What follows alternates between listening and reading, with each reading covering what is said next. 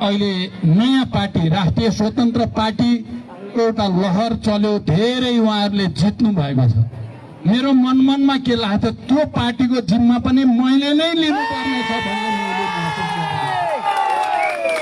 हिजो 2/3 अहंकार नगर्नुहोस् है, गल्ती हुन्छ भनेर मैले संसदको रोस्टमबाट बोलेको सायद तपाईहरुले सम्झिराख्नु भएको होला। 1.5 वर्ष अगाडि तपाईहरुले 2/3 घमण्ड गरेर मैले भ्रष्टाचारका विरुद्ध लडाई लड्दै गर्दा, मैले सामाजिक विभेदका विरुद्ध सामाजिक न्यायको निम्ति लड्दै गर्दा, मैले विकास र समृद्धिको यात्रा सुरु गर्दै गर्दा, मैले भारत चीन लगायत विश्वभरिसँग राम्रो सम्बन्ध बनाएर नेपालको प्रतिष्ठा बढाउँदै गर्दा जबरजस्ती संख्याको अहंकारले तपाईहरुले मलाई बाहिर पठाउनु भयो।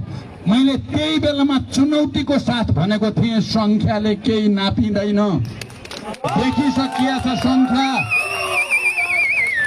बंगलादेशमा एउटै पार्टीको 2/3 बहुमत भयो, के भयो हामी सबैको अगाडि छ। मैले त्यति बेलै भनेको थिएँ।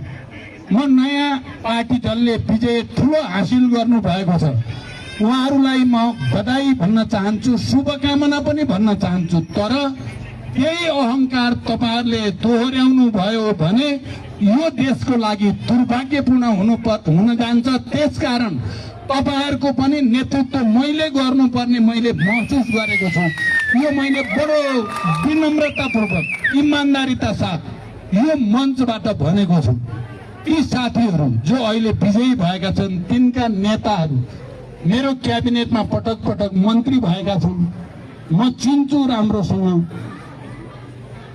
संघीय लोकतान्त्रिक गणतन्त्र अन्तर्गत मैले देश निकै अप्ठ्यारो परेको बेलामा यसको निकास भनेको अन्तरिम सरकार नै हो, यसको निकास भनेको निर्वाचनै हो, जनतामा जानु नै हो भनेर सुरुदेखि अहिलेसम्म लगातार दृढ अडानको साथ आम नेपाली जनतालाई अपिल गर्दै राजनीतिक दलहरूलाई निर्वाचनको विकल्प छैन यो देशमा भनेर हिँड्ने पार्टी र त्यसको एउटा प्रमुख नेता हुनुको नाताले मैले अब धेरै सिट ल्याएका साथीहरूलाई अहंकारबाट बच्न म तपाईहरुको लागि धेरै ठूलो गुरु हुन सक्छु।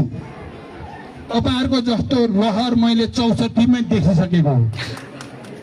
त्यसकारण मैले तपाईहरुलाई राम्रैसँग